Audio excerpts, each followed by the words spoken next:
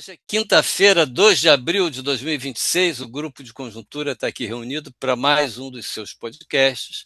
Hoje nós vamos falar sobre perspectivas para 2026. Há muito tempo, eu em particular, mas eu acho que o grupo concorda pelo menos parcialmente comigo. Eu venho falando aqui nesse podcast que nós precisamos olhar a conjuntura de uma maneira diferente daquela tradicional. Simplificando ao extremo, a análise convencional é baseada na avaliação da demanda agregada. Avalia-se os efeitos expansionistas e contracionistas pelo lado da demanda, gasto do governo, crédito, salário mínimo, renda do trabalho, etc. E faz-se um balanço para estimar quanto a demanda cresce, supondo-se que a produção vai crescer também, o necessário para atender aquela demanda. E se a gente for se olhar por esse lado, tem muitos fatores contribuindo para o crescimento da demanda nesse ano, né? Só de programas governamentais tem o pé de meio, o auxílio gás, reforma de moradias, ampliação da isenção do imposto de renda para até R$ 5.000, aumento do teto para o programa Minha Casa Minha Vida, programa Luz para Todos, etc. Isso para não falar do crescimento da renda familiar, entre outras coisas, impulsionada pelo aumento do rendimento real do trabalho, que foi de nada menos do que 5% nos últimos 12 meses, 5% acima da inflação, o rendimento médio do trabalho. Então, tudo isso contribuiria muito para a expansão da economia, mas a nossa visão é que essa abordagem tradicional, focada na demanda, ela se tornou inadequada na conjuntura atual, mas, na verdade, já há algum tempo, pelo fato da economia se encontrar, no mínimo desde o ano passado, sujeita a uma restrição pelo lado da oferta, uma restrição que é resultante da combinação da rápida transição demográfica que aconteceu no país com baixíssimo crescimento da produtividade, do trabalho, que tem sido crônico, um problema crônico na economia.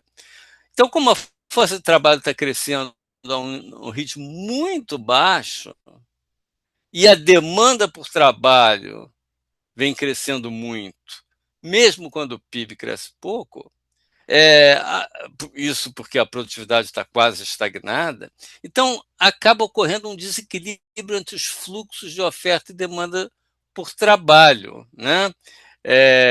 A demanda crescendo muito mais do que a oferta, o que levou a uma fortíssima queda da taxa de desemprego dos últimos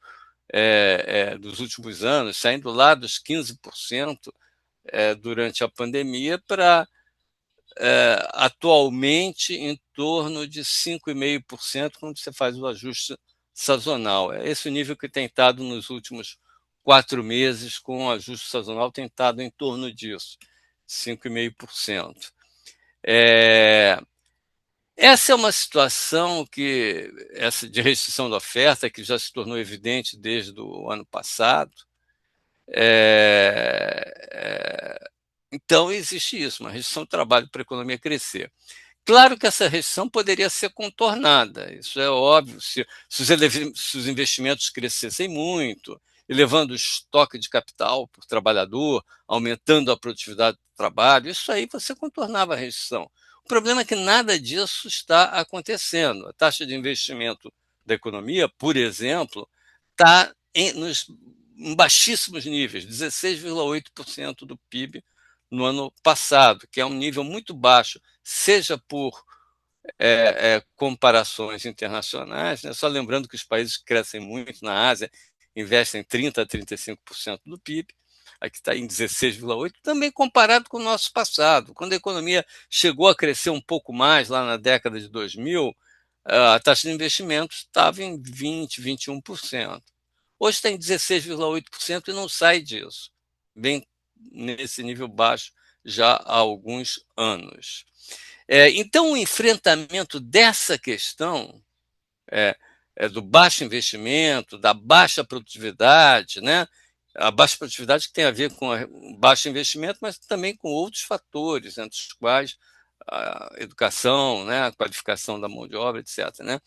Essa questão tinha que ser colocada no centro de qualquer estratégia econômica para o país sair desse atoleiro que ele está entrando agora.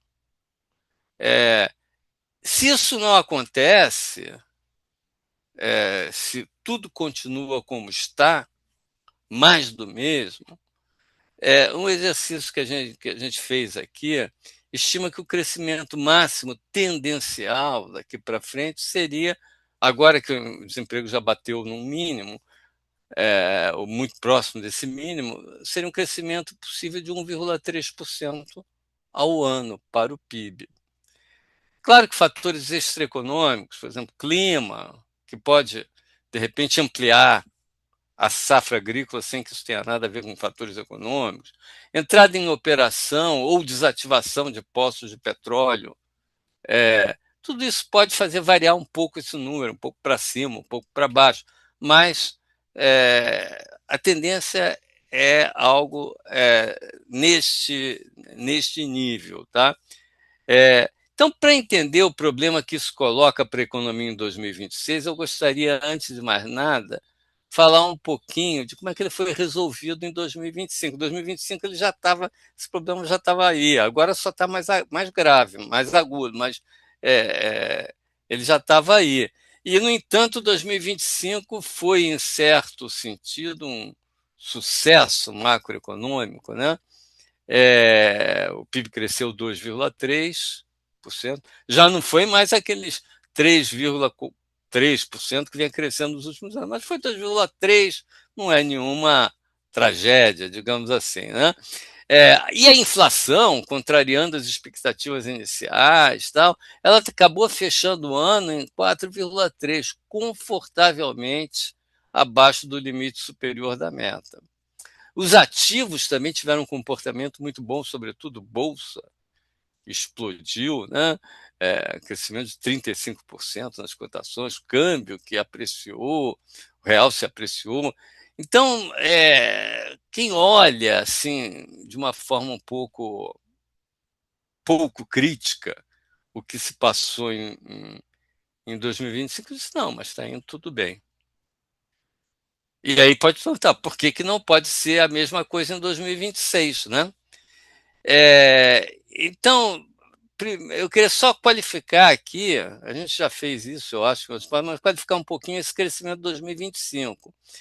Primeiro, porque o PIB cresceu 2,3, mas graças ao comportamento excepcional da safra agrícola, né? A produção agropecuária cresceu 11,7%, deu um impulso enorme ao PIB, um impulso direto e indireto.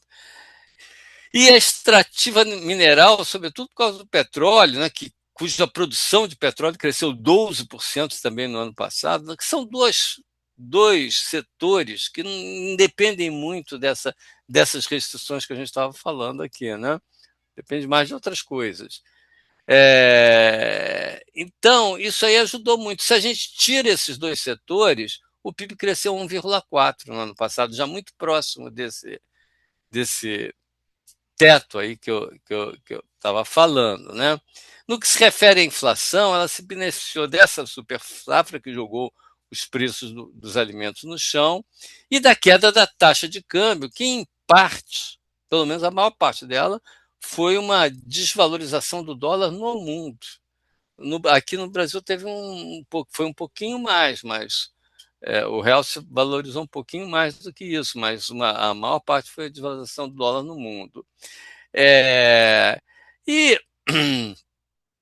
houve, claro, um fluxo de capitais bastante positivo que influenciou o câmbio para baixo, em função dessa realocação do portfólio global a partir do tarifaço do Trump em abril do ano passado. Né? E, por fim, a gente não pode esquecer em relação à inflação especificamente, que a política monetária começou a fazer efeito, né? É, a taxa de juros elevada começou a ter efeitos sobre a economia, sobre a inflação, sobretudo no segundo semestre. Tá, então isso aí é o sucesso inflacionário, PIB em 2025. Mas e 2026? Podemos esperar o mesmo? Não, o quadro mudou completamente, né? Diversos fatores positivos não vão estar mais em operação em 2026. É, por exemplo, a gente não vai ter um crescimento da agropecuária, como teve. Ano passado foi 12%. Esse ano, provavelmente 1%, é o que se espera. Então, isso é negativo para o PIB e para a inflação. A gente tem, ano passado, preço do petróleo em queda, tudo isso ajudando a inflação. Esse ano nós temos preços do petróleo e dos derivados em forte alta, a gente não sabe até quando vai isso, tem uma incerteza, mas já passado aí o primeiro trimestre, a gente está com preço do petróleo em níveis mais de 50% acima do ano passado, afetando o preço dos derivados, gasolina, diesel, etc., e dos fertilizantes que afetam os custos da agricultura. Preços de commodities metálicas, exceto ferro e aço, também estão em alta. Enfim, a gente tem esse quadro internacional e afetando a inflação, e o quadro também agrícola, né, de safra, afetando a inflação e o PIB, de uma forma que é, digamos assim, o inverso do que ocorreu no ano passado. Os ventos que sopraram a favor do crescimento da economia e da moderação da inflação no ano passado, agora estão soprando contra, né? Além disso, a gente tem que pensar também que a gente vários fatores já estão numa situação pior do que no ano passado. Por exemplo, a restrição de trabalho, que eu estava insistindo aqui, a taxa de desemprego hoje já está 1 ponto percentual abaixo do que estava no igual período do ano passado. Então, já está mais difícil ainda você contornar essa restrição de oferta de trabalho. Para pegar aqui um outro fator totalmente distinto desse, o endividamento das famílias. O endividamento das famílias está atingindo níveis recordes, né? Isso não tem a ver com oferta, tem a ver mais com demanda, mas também é um fator que está se agravando. Então, diante desta mudança no quadro, mas também diante do aumento das incertezas, porque a gente hoje ninguém pode ter certo até quando vai essa guerra e qual o impacto final e por quanto tempo sobre os preços de petróleo, derivados, gás, fertilizantes, etc. Então, em meio dessas incertezas, eu apostaria num PIB crescendo muito mais próximo daquele limite que eu falei, que é 1,3%, né? Embora esses outros fatores extraeconômicos podem jogar um pouquinho para cima ou para baixo, mas eu apostaria em algo assim, não apostaria bem abaixo do que está apostando o Focus, que acho que é 1,85, e outros, porque estão olhando muito mais para esses fatores de demanda que eu acho que não é para não é mais a análise adequada neste momento que está vivendo a economia brasileira, é em outras situações, mas não mais na situação atual da economia brasileira. Também agora só para fazer um último comentário aqui, porque inflação, juros,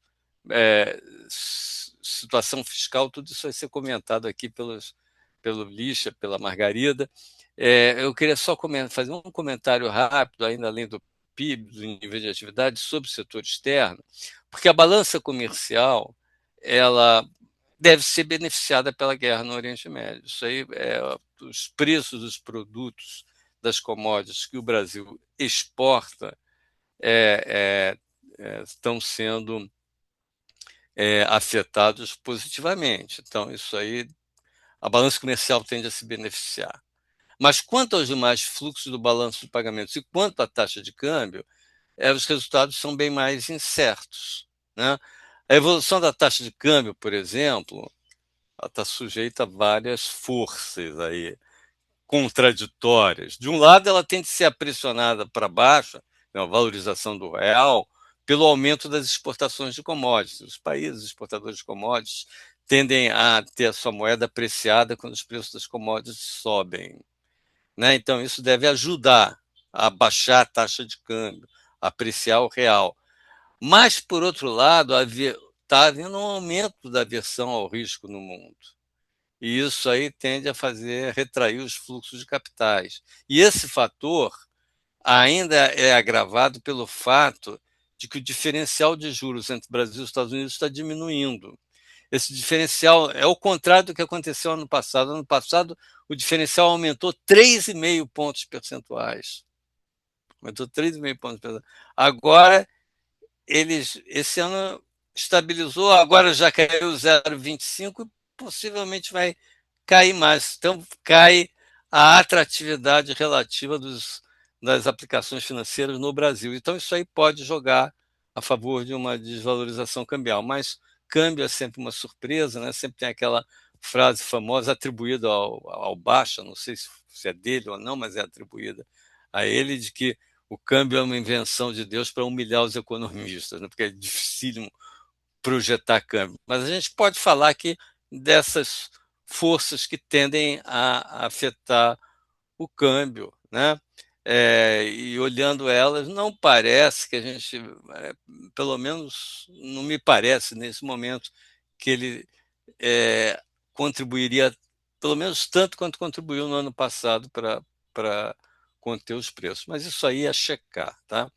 É, então eu vou parar por aqui e passar aqui a bola para a Margarida, depois para o Lixa, para discutir essas outras variáveis macro críticas em 2026. Margarida, a bola está aí com você. Bom, vamos falar então agora um pouquinho das perspectivas fiscais para esse ano, né? Há uma semana atrás, o Ministério da Fazenda, junto com o Ministério do Planejamento, eles divulgaram o primeiro relatório de avaliação de receitas e despesas do governo central. A gente já tem comentado aqui, mas não custa reforçar, que os objetivos desse relatório é exatamente olhar o orçamento é sempre uma estimativa de receitas e despesas e foi elaborado, virou lei lá no início do ano, desse ano, né? Então, a cada 2 meses, pela Lei de Responsabilidade Fiscal, o governo central é obrigado a reestimar receitas e despesas para ver se elas estão indo de acordo com aquilo que foi previsto na lei orçamentária, né? Então, qual é o objetivo dessa reestimativa de receitas e despesas a cada 2 meses? É exatamente garantir o cumprimento das metas estabelecidas atualmente no novo arcabouço fiscal, né? O novo arcabouço fiscal ele tem duas metas, uma meta primária que é o resultado de receitas e despesas primárias, onde aí não se contabilizam o financeiro, nem juros, nem amortização, nem no lado da receita, nem no lado da despesa, e tem um teto para os gastos primários. O teto pode crescer 2,5% acima da inflação neste ano e a cada ano, né? Então, se essas duas metas estiverem sendo colocadas em risco, ou porque a receita está crescendo menos, ou porque o gasto está crescendo mais, é preciso, então, contingenciar ou bloquear recursos. O contingenciamento se refere a quando a meta primária está sob risco de não ser cumprida. E o bloqueio é quando o teto dos gastos está sendo ameaçado de ser furado, né? A despesa está crescendo mais do que o permitido pelo teto. Bom, vamos ver então o que aconteceu nesse primeiro relatório. Não houve necessidade de contingenciamento, segundo o Ministério. Não houve por quê? Porque eles estão projetando um superávit primário de 3,5 bilhões de reais, o que equivale praticamente a 0% do PIB, né? A meta central para esse ano é 0,25% do PIB, superávit primário, né? O que corresponderia a 34,3 bilhões de reais. Mas o arcabouço fiscal, ele tem como sistema de metas de inflação um teto, uma margem de tolerância. O piso do resultado primário, da meta de resultado primário, tem uma margem de tolerância de 0,25 ponto percentual para cima ou para baixo. Então, nesse sentido, o piso da meta primária é 0% do PIB, ou R$ 0. Se o governo está dizendo que vai ter 3,5 bilhões de reais, então ele diz: eu não preciso fazer nenhum contingenciamento. Na verdade, chamamos a atenção para um detalhe, né? O déficit primário, na verdade, estimado, não é o superávit, o resultado primário não é de 3,5 bilhões de reais. Esse resultado exclui, tá, da meta primária, né, 63,4 bilhões de reais de gastos. Tá? Então, na verdade, o resultado primário efetivo será um déficit de 59,8 bilhões de reais, ou 0,4% do PIB. Isso é permitido por lei, porque, na verdade, nós temos três despesas que este ano foram retiradas do cálculo da meta primária. São elas precatórios, gastos com educação e saúde financiados pelo Fundo Social e gastos com defesa nacional. Somando esses três gastos, o maior deles é precatório, nós temos aí 63,4 bilhões de reais que serão retirados da meta primária para fins de cumprimento da meta, legalmente falando. Tá? Então, não houve contingenciamento. Mas houve bloqueio, porque o teto estava sendo ameaçado. Havia despesas sujeitas ao teto que estavam superando o limite. Então, houve um bloqueio de 1,6 bilhão de reais. Bom, quais são as críticas que a gente pode fazer a esse relatório, né? Primeiro, nos parâmetros que são reavaliados também, e ali tem um PIB estimado em 2,3%. A gente acabou de colocar aqui que existe uma grande restrição de oferta na economia brasileira, que esse PIB simplesmente não pode ser alcançado, nem com mais inflação, porque antes disso, se a inflação começa a subir, o PIB começa a cair também, ou o Banco Central tem que subir mais ainda os juros. Então, um PIB superestimado significa uma receita superestimada, né? Então, isso é um primeiro ponto. Segundo ponto, os gastos primários, né, vão crescer esse ano, fazendo as contas, né, 5,5% em termos reais. Mas o gasto primário, pela regra do teto, só pode crescer 2,5%. Como é que pode? Nós temos 10% das despesas que não serão contabilizadas no teto. Daí, então, essa diferença entre o teto, que só pode crescer 2,5%, e, na prática, um gasto primário que está crescendo este ano 5,5%. Na verdade, ano passado foi muito parecido.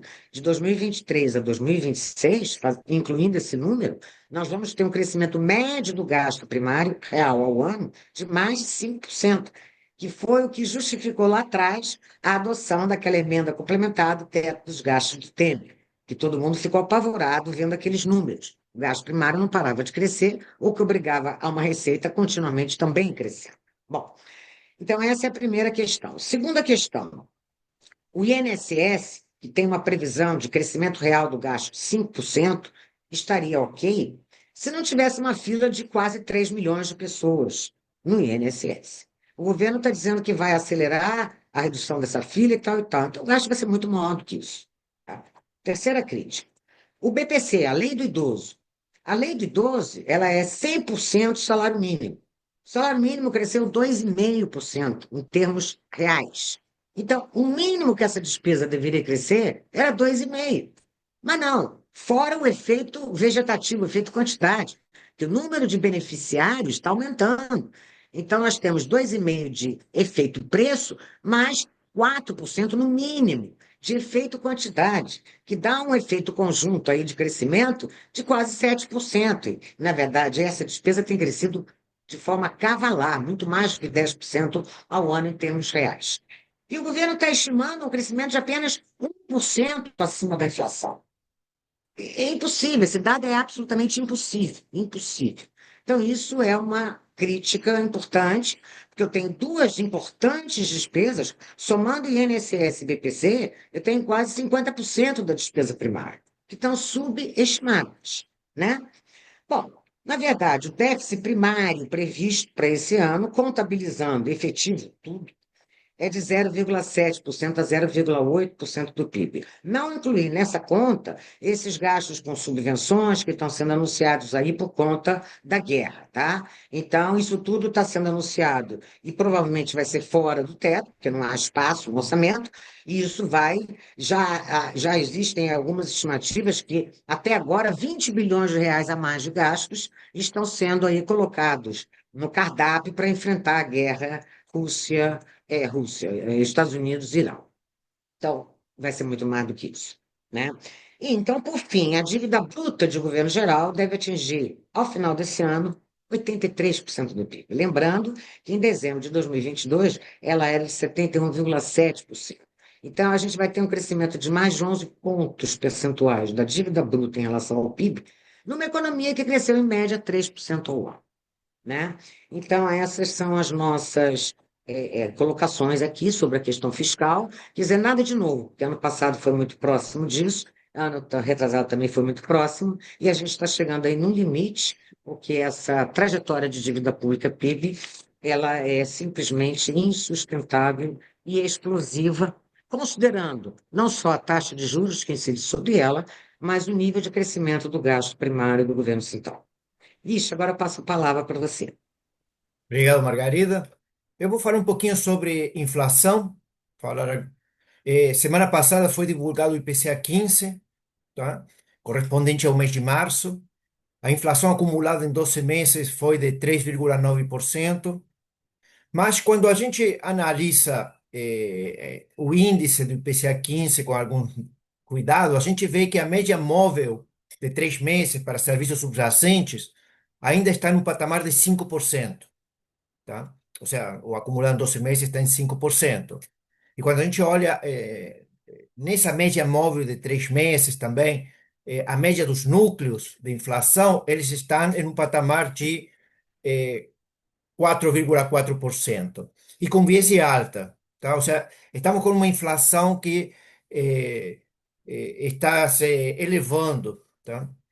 De fato, quando a gente olha para o Boletim Focus divulgado esta segunda-feira, dia 30 de março, a inflação esperada para este ano é de 4,31% para 2026 e de 3,84% para 2027. De qualquer forma, essa inflação esperada para este ano está subindo nas últimas 4 semanas, tá? E deve continuar subindo nas semanas seguintes.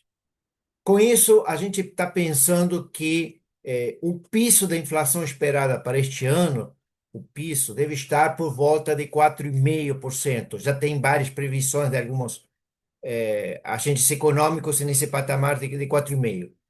Mas tem um forte debate também sobre qual é o efeito guerra sobre a inflação, tá? Especialmente pensando de que existe um conjunto de preços que são muito sensíveis, como o preço do diesel, o preço da gasolina, mas também farinhas, massas, passagens aéreas. Lembremos que as passagens aéreas no IPCA 15 subiram quase 6% no último mês, tá?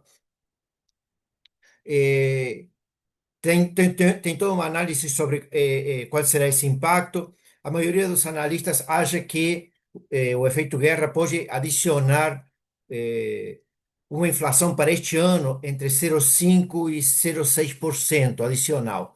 Então, se a gente já tinha uma inflação esperada de 4,5% e está somando essa inflação entre 0,5% e 0,6%, a gente supõe que nas próximas semanas o Boletim Focus deve convergir, não, para uma inflação mais próxima de 5, tá?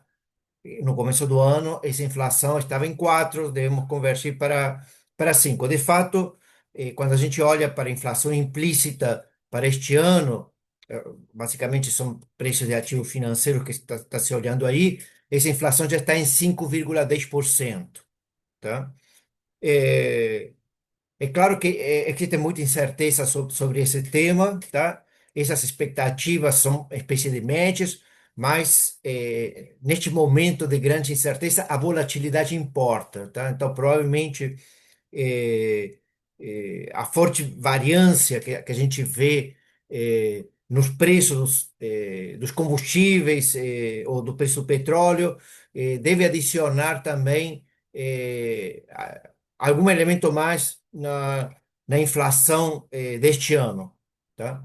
Existem também outras questões para serem discutidas, como, por exemplo, o efeito que esse aumento dos preços vão ter nas expectativas nos meses seguintes, são uma espécie de expectativas adaptativas seguintes, tá? Ou também a importância das defasagens que podem acontecer.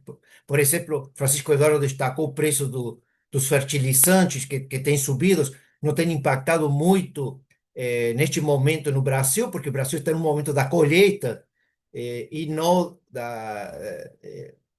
de iniciar o cultivo, como está acontecendo, por exemplo, na Europa, não? Que eles estão sofrendo mais por causa que eles estão precisando no momento o uso de fertilizante para o momento que a safra se encontra, coisa que, nesse sentido, o Brasil tem um pouco de sorte, tá?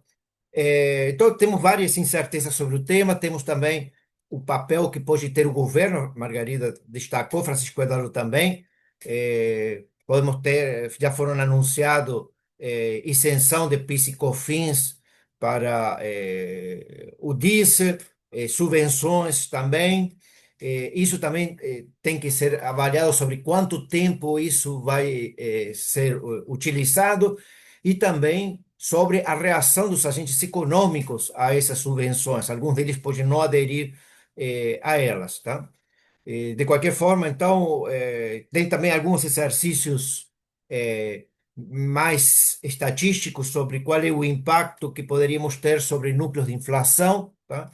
E também esse efeito, por exemplo, aumento de alimentos sobre núcleos de inflação, o aumento da gasolina, e esses patamares podem estar entre 0,5 e 0,5% adicionais, tá? Teve alguns exercícios feitos pelo Banco Central em 2022, quando aumentou o preço do petróleo, né, depois da pandemia, e esses exercícios estão sendo feitos agora, tá?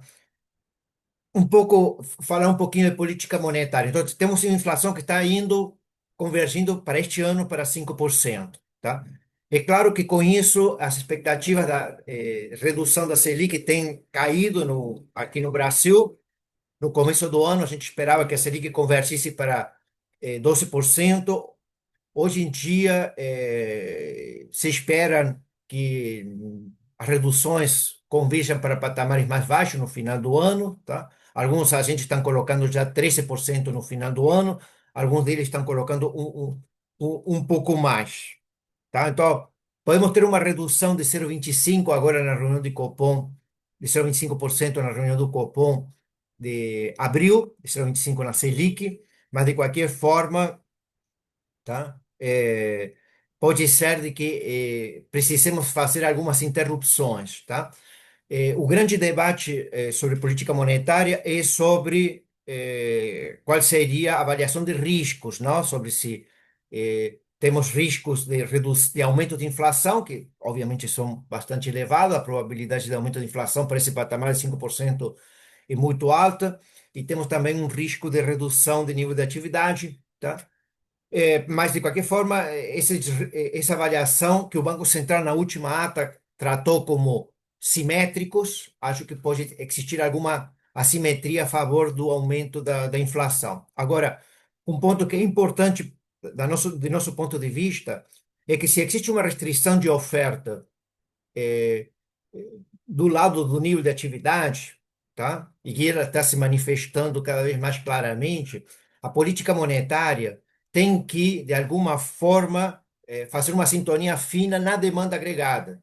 Porque se não fizer essa sintonia fina na demanda agregada, o aumento da demanda agregada não vai aumentar o nível de atividade, simplesmente vai exacerbar a taxa de inflação, tá? Então deveríamos controlar o Banco Central. Acho que o debate macroeconômico sobre política monetária vai ir um pouco mais sobre esse lado de tentar controlar a expansão da demanda agregada nominal para evitar aumentos de inflação, dado que não devemos ter uma grande reação do lado da oferta, tá? Então, isso pode colocar algum freio na redução das taxas de juros. Esses são os pontos centrais, Francisco Eduardo, tá? Está mutado. Então ficamos por aqui nessa semana e continuaremos acompanhando aí o desenrolar dos acontecimentos em 2026, inclusive com o olho aí para esse choque internacional, como ele vai afetar aqui essas nossas previsões para 2026. Um abraço e até lá.